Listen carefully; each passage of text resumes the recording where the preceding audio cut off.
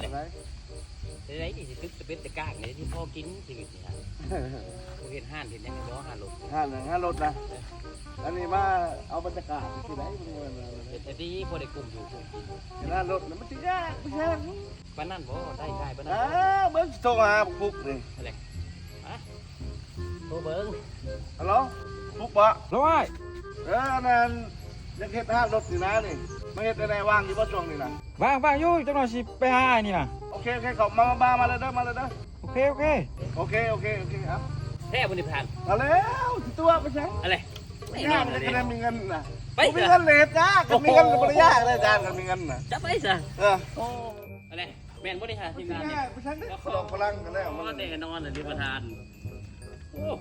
ธรรมดาดิ พี่แดนอ่านรูปผ่านเลย ท่าน พี่แดนจัง โอ้ มาฮะพี่แดนจังเห็นป่ะ โอ้ได้สั่งใหญ่เนาะ โอ้ โครงการนี้โดนบ่สั่งแล้วนี่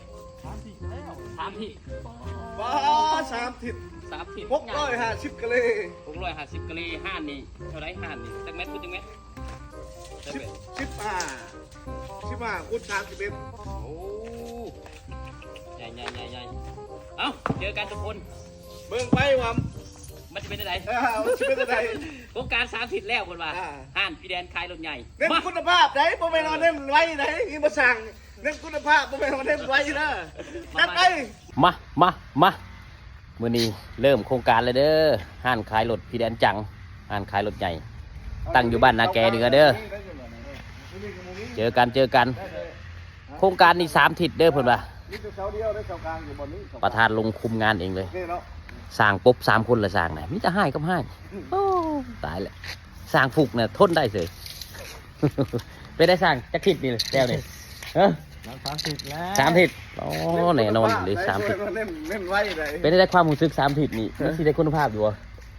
มันต้องเบิ่งตัวจริง เบิ่งตัวจริงเนาะ เบิ่งตัวจริง ถ้าบ่ได้เลยมันสั่งไอ้น้องเอาไว้เหรอเนาะ อุ้มเลย อุ้มเลยเนาะ เมื่อเบียดบ่ได้เลย เจอกัน3 ทิศมาดูมาบัดนึง มาจัดไป